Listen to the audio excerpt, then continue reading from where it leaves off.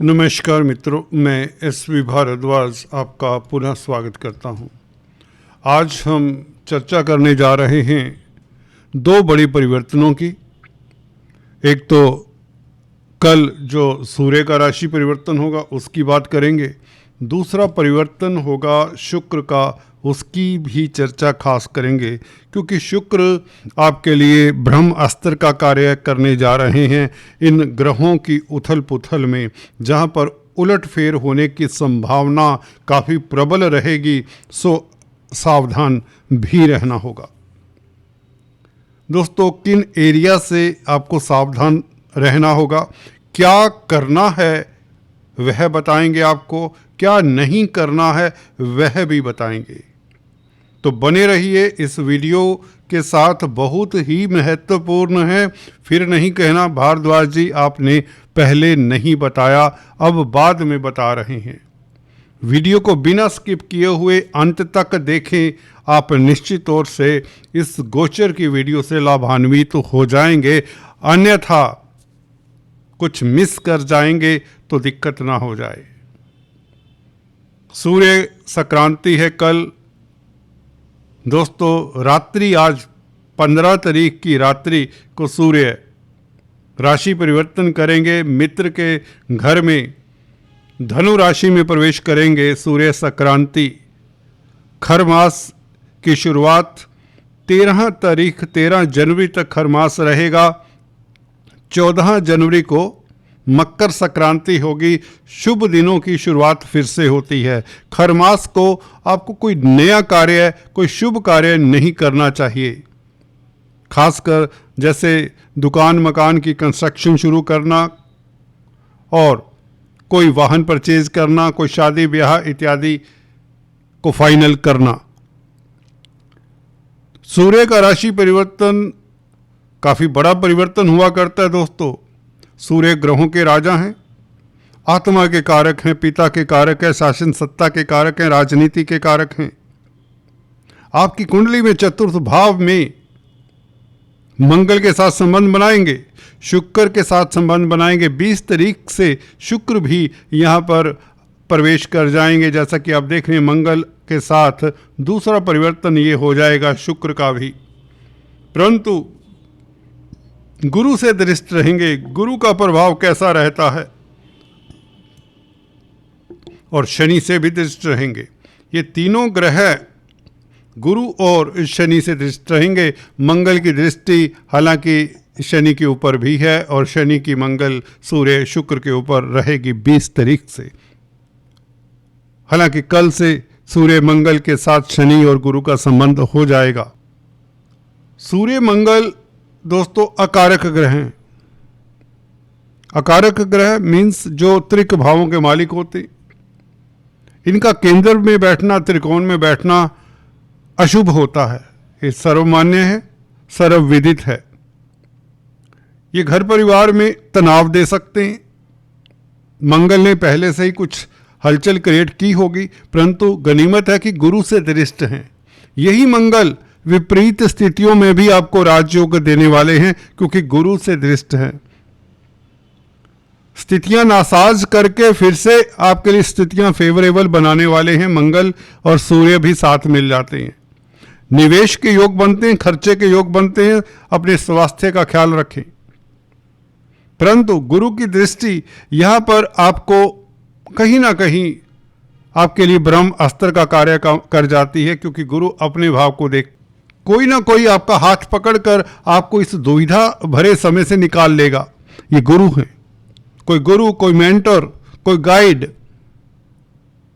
आपके लिए कोई इस तरह का मरहम का कार्य कर जाएगा कि आपको इस अवधि में जो आप गलत निर्णय लेने वाले होते हैं, कोई उलटफेर होने की संभावना होती है, उससे बचा लेता है। अगर आप अपनी आंखें और दिमाग बंद रखते हैं तो कुछ भी हो सकता है। सो बी केयरफुल। कम से कम 20 तारीख तक तो कुछ भी ना ऐसा रिस्की कार्य करें। एटलीस्ट धन ना दें किसी को। शुक्र का परिवर्तन भाग्यस्थान का मालिक सूर्य और मंगल के साथ गठजोड़ बनाएगा। शुक्र दोस्तों सूर्य के मित्र नहीं है, तो यहाँ पर शुक्र पत्नी के भी कारक होते हैं।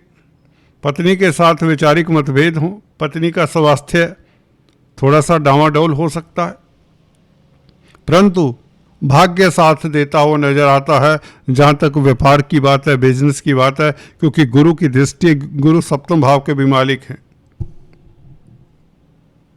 विदेशों से लाभ के योग बनाता है शुक्र सूर्य के साथ संबंध बनाकर।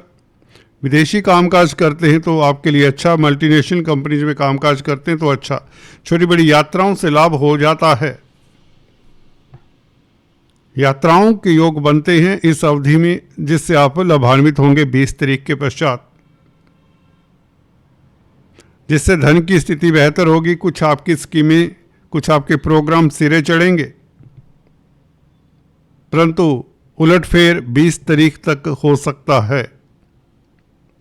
किसी के साथ झगड़ा मत करें, संयम में रहें। बुध क्योंकि स्पीच के मालिक, स्पीच के कारक, लगन के मालिक शत्रु क्षेत्री है, मंगल की राशि में है, तो आपको कमिटमेंट नहीं करना। कोई भी बड़ा कार्य अगर करना भी है जो पहले से प्लान किया हुआ है, तो उसे अगर लंबित कर दें तो कुछ दिनों के लिए बेहतर होगा। खासकर दिसंबर के महीने में कोई बड़ा आप डिसीजन ना लें। प्लानिंग करें, प्रोग्राम बनाएं, डिस्कशन करें। धन किसी को ना दे, धन का व्यय ना करें। अपनी सेहत का ख्याल रखें, अपने ब्लड प्रेशर के ऊपर नियंत्रण रखें, अपनी डाइट के ऊपर कंट्रोल रखें, एक्सरसाइज करें, व्यर्थ की भाग दौड़ से बचें। यहाँ पर शुक्र दोस्तों भाग्यस्थान का मालिक कहीं ना कहीं ब्रह्मास्त्र का कार्य करता है। गुरु की दृष्टि भी कुछ ऐसा ही कार्य करती है जो आपको बचाती है। विदेशों से आपको कई अपॉर्चुनिटीज मिल सकती हैं। अगर विदेश जाना चाहते हैं या मल्टीनेशनल कंपनीज में कामकाज करते हैं तो आपके लिए बेहतर समय होगा, नो डाउट। लंबी यात्रा के योग बनते हैं। घर परिवार से दूर जॉब मिल सकती है, अपॉर्चुनिटी मिल सकती है, उसे दोनों हाथ लीजिए। परंतु यह आपको अपने कंफर्ट जोन से निकालती है बाहर, अपने परिवार से आपको दूर ले जाती है। परिवार के साथ ही रहकर काम करना चाहते हैं तो दिसंबर का महीना, ये बचे हुए 15 दिन निकालें। कोई परिवर्तन बड़ा ना करें और ना ही व्यापार में कोई इन्वेस्टमेंट करें, ना किसी के साथ कमिटमेंट करें। ये 15 दिन आपके लिए टेस्टिंग या पेशेंस दिखाने वाले टाइम हो सकते हैं। जो चल रहा है उसे चलने दें, रूटीन के कार्यों में मस्त रहें, मगर नहीं अपने कामकाज में। नए कार्यों के ऊपर वैसे भी आपको गौर करना नहीं है। अगर गौर करना भी है तो उसे प्रैक्टिकल शेप नहीं देनी, क्योंकि खरमास है। भूमिका बना सकते हैं, प्लानिंग बना सकते हैं, मंत्रणा कर सकते हैं, खाली तो नहीं बैठ सकते। जो चल रहा है उसे चलने दें। तो कुल मिलाकर अपने स्वास्थ्य का ख्याल रखें, धन की स्थिति के ऊपर ग्रिप रखें, धन का खर्चा ना करें, जोश में मत आए। दोस्त मित्र इस अवधि में साथ नहीं देंगे। धोखा हो सकता है, चीटिंग हो सकती है, मन व्यथित हो सकता है। फिर भी कहीं ना कहीं गुरु की दृष्टि आपको उभारती तो है ऐसी स्थितियों से। शनि की दृष्टि थोड़ी सी दिक्कत देती है। हालांकि जनवरी से अकस्मात लाभ के योग बनते हैं। जनवरी से आपकी स्थितियां इंप्रूव होती हैं, नक्षत्रों की स्थिति कुछ बेहतर हो जाती है, बुध का परिवर्तन भी हो जाएगा। बुध भी सूर्य मंगल शुक्र के साथ आ जाएंगे, तो 6 ग्रहों का चतुर्थ भाव के ऊपर प्रभाव ये अच्छा है एक लिहाज से। परंतु ग्रह यहाँ पर प्लैनेटरी वार की स्थिति भी होंगे। सारी प्लैनेटरी एनर्जी आपके 4th हाउस के ऊपर होगी, तो आपके लिए निर्णय लेना बहुत मुश्किल होगा। चाहे यह बिजनेस को लेकर है, व्यापार को लेकर है, नौकरी को लेकर है या इवन रिश्तों को लेकर है। तो बुध का परिवर्तन भी 29 दिसंबर को जो होगा ये आपको कौतूहल की स्थिति में और भी डालता है। उसके बारे में चर्चा अलग से करेंगे, पर एक सिल्वर लाइनिंग अब गौर करिए, आपके लिए सुखद समाचार भी है।